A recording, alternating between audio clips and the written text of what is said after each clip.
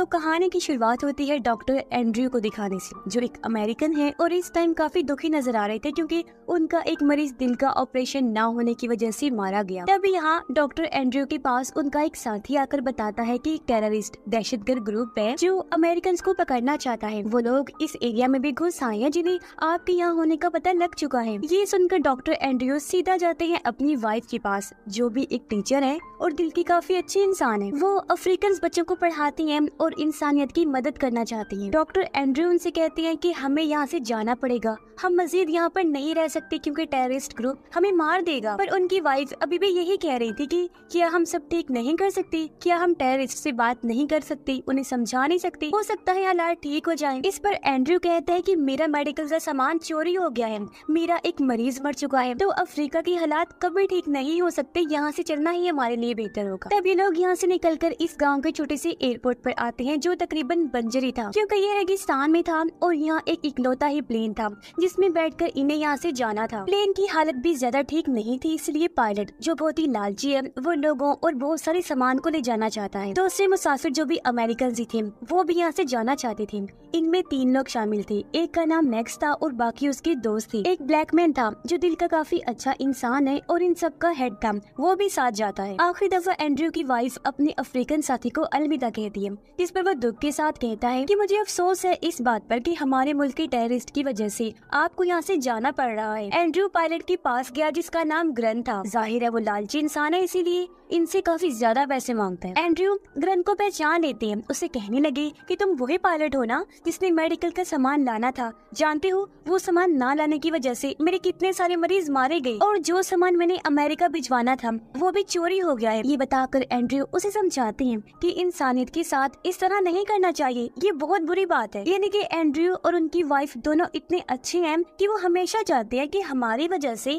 इंसानियत का भला हो जाए और वो सोचते हैं कि शायद हमारी बातें ग्रन पर असर कर जाएं और वो मुतासिर होकर अच्छा इंसान बन जाए। प्लेन में ज्यादा सामान नहीं रख सकते थे, इसलिए लालची ग्रन यहाँ फिर से कहता है कि आप लोगों ने मुझे सिर्फ अपने जाने के पैसे दिए हैं, न कि सामान की, तो आप सामान नहीं लेकर जा सकते। लेकिन मुसाफिरों के बार बार कहने पर वो मान गया और कहते हैं अच्छा चलो ठीक है, आप सामान तो ले जा सकते हैं लेकिन अपना सामान आपको अपने गोद में रखना होगा। जिसके बाद वो सब आकर प्लेन में बैठ जाते हैं। प्लेन के अंदर के हालात भी काफी बुरे थे, लेकिन अपनी जान बचाकर जैसे तैसे इन्हें यहाँ से जाना ही था, वरना अगला प्लेन इन्हें 1 हफ्ते के बाद मिलेगा। ये यहाँ रहना नहीं चाहते क्योंकि एक तरफ वो टेररिस्ट ग्रुप और दूसरी तरफ अफ्रीका के जंगल के खतरनाक जानवर, तो मजबूरन इन्हें इसी प्लेन में सफर करना था। जैसे ही प्लेन उड़ता है ये लोग सुख का सांस लेते हैं। ये नॉर्मल लग रही थी, सब ठीक ही चल रहा था, लेकिन अचानक प्लेन हिलने लगता है। सब लोग ग्रन से इस बारे में पूछते हैं, जिस पर वो कहता है कि ऐसी कोई बात नहीं है प्लेन में, मैंने पहले भी कई सारे प्लेन उड़ाए हैं जो कई घंटों का सफर बनता है, तो मैं जानता हूँ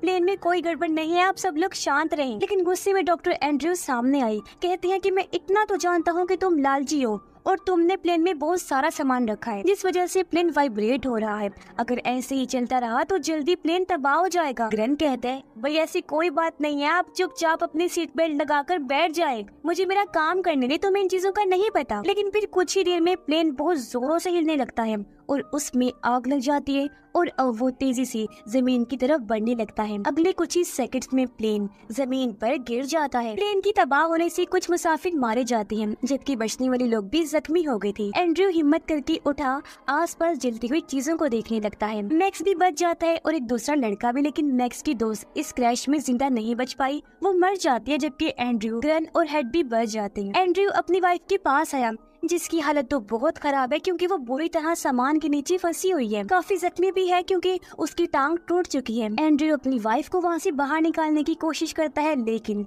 वो इतनी बुरी तरह फंसी हुई थी कि लाख कोशिश के बाद भी नहीं निकल पाती।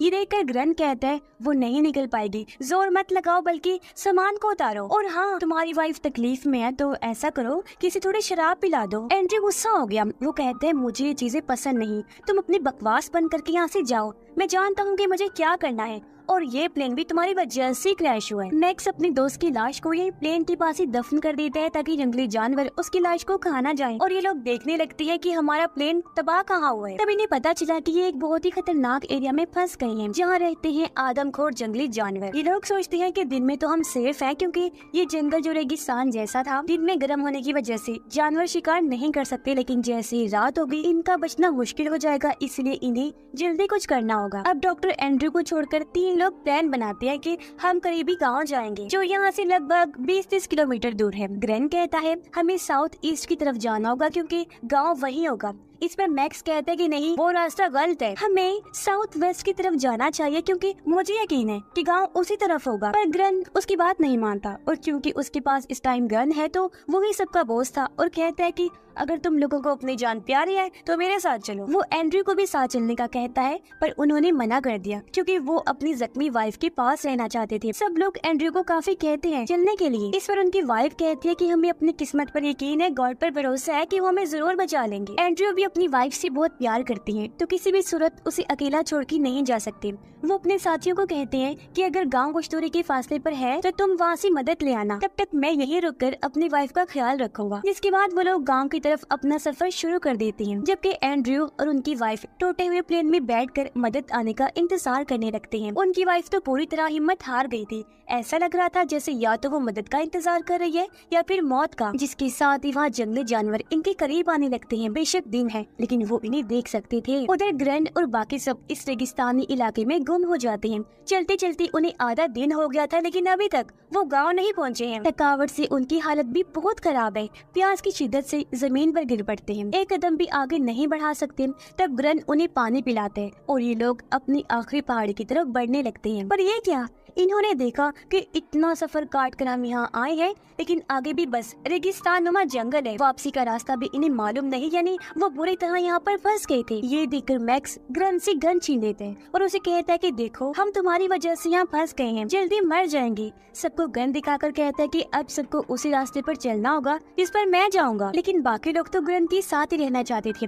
वो सोचते हैं कि जिस रास्ते से हम आए हैं अगर इसी पर चल दे तो अपने प्लेन के पास वापस पहुँच सकते हैं और फिर दूसरी डायरेक्शन में जाकर हम गांव में भी पहुंच जाएंगे, इसलिए वो वापस की तरफ जाने लगते हैं। जबकि मैक्स अकेला ही अपने रास्ते की तरफ चल पड़ता है। वो लोग बड़ी मुश्किल से भारी कदमों और प्यास की शिद्दत के साथ प्लेन तक पहुंच जाते हैं। इन्होंने देखा कि यहाँ तो हर तरफ खून ही खून फैला हुआ है। एंड्रयू और उनकी वाइफ भी गायब है। प्लेन पर शेर के पंजों के निशान थे, जिससे ये लोग समझ जाते हैं कि इसका मतलब शेर ने उन दोनों का शिकार कर लिया और वो उन्हें खा गया। दोनों की मौत से उन्हें अफसोस तो हुआ, पर वो ये सोचकर काफी घबरा गई कि इसका मतलब शेर दिन में भी एक्टिव है और शिकार कर सकता है। तो ये लोग बचने का रास्ता ढूंढने लगते हैं। तभी अचानक यहाँ घबराया हुआ एंड्रयू आया।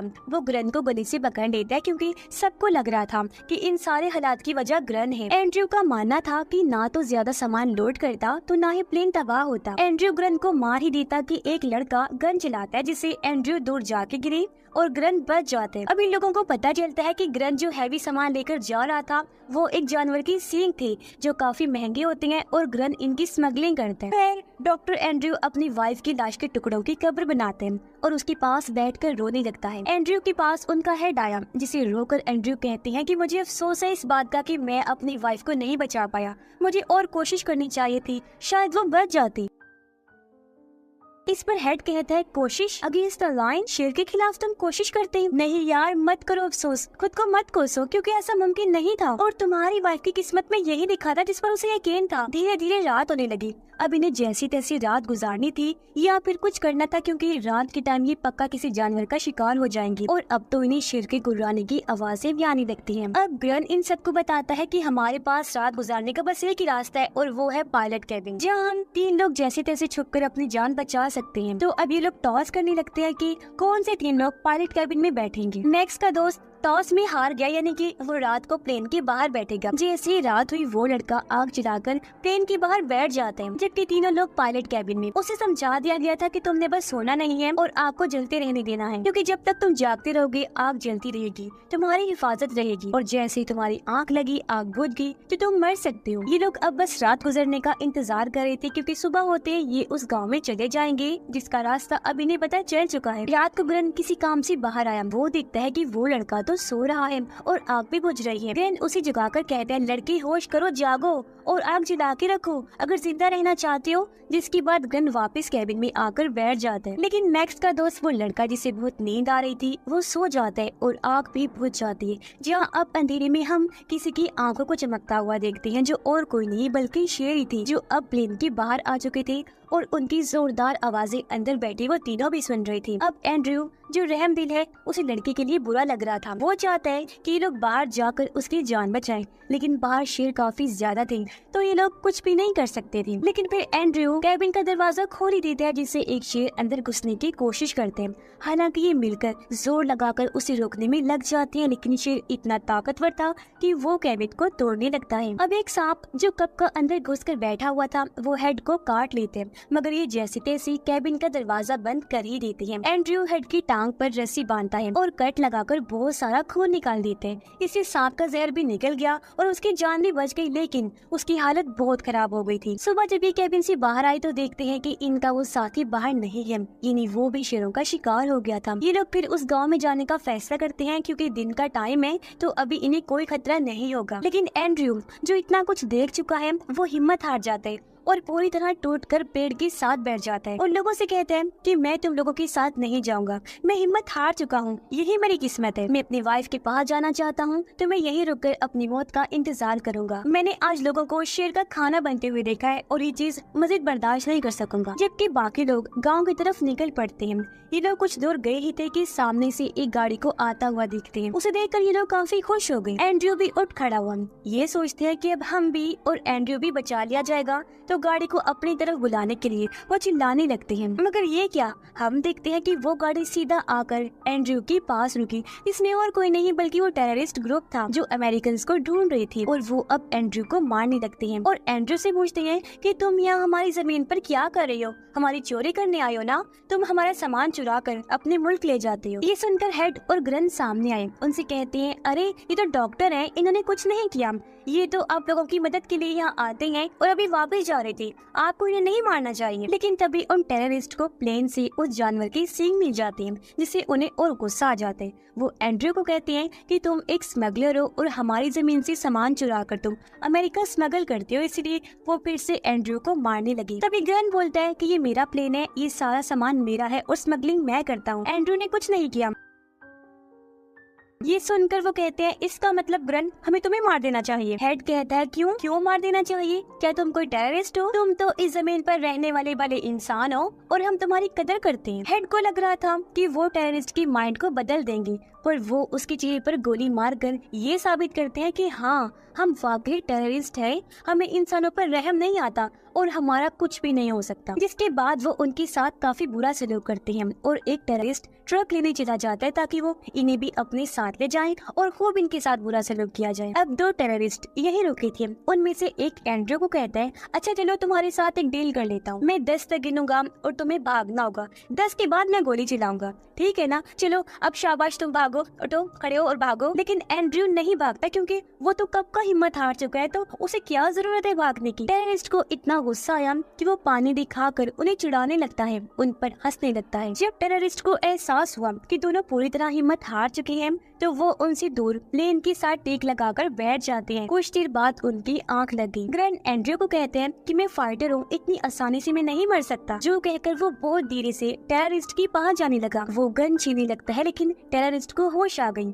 वो जैसे गन पर शूट करता है तो पता चला कि गन में तो गोली ही नहीं है। दूसरा टेररिस्ट भी जाग गया, लेकिन इससे पहले वो गन पर शूट करता एंड्रयू उसे काबू करके गन छीनने की कोशिश करता है। इस चक्कर में गोलियां चलने लगी और दोनों टेररिस्ट मारे जाते हैं। तब ग्रैंड एंड्रयू से कहता है, देखो हमने इन दोनों को तो मार दिया, तो अब तुम्हें मेरे साथ चलना होगा। तुम्हें अपनी वाइफ का सपना पूरा करना है और मुझे सुधरना है। मुझे एक मौका दो ताकि मैं अपने सब गुनाहों की माफी मांग सकूं। तो अब चलो मेरे साथ, मैं तुम्हारी मदद करके तुम्हें शहर तक ले जाऊंगा जहाँ तुम हजारों मरीजों की मदद कर सकते हो। इसलिए एंड्रयू उसके साथ चल पड़ता है, लेकिन उसकी हालत बहुत खराब थी। ये लोग जैसी तैसी आगे बढ़े। ये गाँव के करीब ही थे और इनके सामने पत्थरों की छोटी सी पहाड़ी थी जिसे पार करके इन्हें उस पार जाना था। अब ग्रंथ बड़ी मुश्किल से एंड्रयू को ऊपर चढ़ा तो देते हैं, लेकिन ये क्या, उसने देखा कि सामने से खूंखार शेर आ रहे हैं। ये लोग पहाड़ी पर ही थे, इसलिए शेर इनकी खून की स्मेल करते हुए पहाड़ी की तरफ आने लगते हैं। लेकिन क्योंकि वो पहाड़ी के ऊपर थे और छुपे हुए भी थे, तो शेर इन्हें देख नहीं पाते और वहाँ से वापस जाने लगते हैं। पर तभी उन दोनों के ऊपर परिंदे मंडराने लगते हैं। हवा का रुख बदला और शेरों को फिर उनकी स्मेल आने लगी और वो फिर से इस तरफ आने लगते हैं। एंड्रयू के ऊपर एक बिच्छू चढ़ गया जो उसके चेहरे पर आ जाता है और एंड्रयू बिल्कुल खामोश रहा। बिच्छू को जैसे ग्रहण हटाने लगा कि तभी एक पत्थर नीचे गिर जाते हैं, जिससे शेर को कंफर्म हो गया कि ऊपर मेरे खाने के लिए जरूर कुछ है और वो जोर लगाकर ऊपर चढ़ने लगता है। ग्रहण ये देखकर एंड्रयू का खून अपने जिस्म पर लगा लेता है और एंड्रयू से कहता है कि देखो, मैंने अपने जिंदगी में बहुत सारे बुरे काम किए हैं और आज मैं उन गुनाहों को धोना चाहता हूँ। मैं खून लगाकर शेरों के पास जाऊंगा, अपनी कुर्बानी देकर तुम्हारी जान बचाऊंगा ताकि शेर मेरा शिकार कर ले और तुम्हें भागने का मौका मिल जाए। तुम वादा करो कि यहाँ से तुम उठोगी और गाँव जरूर जाओगी। ये कहकर वो चिल्लाता हुआ पहाड़ी के ऊपर आया, फिर नीचे को जाता है। शेर फौरन उसके पास आकर उसका शिकार कर लेता है। इसके बाद एंड्रयू जो गांव की तरफ बढ़ने लगा, काफी दूर तक चलने के बाद नीचे गिर जाता है। उसे प्यास लग रही थी। तभी वो सामने से दो जानवरों को आता हुआ देखता है जो उसे खाने आ रहे थे। ये देखकर एंड्रयू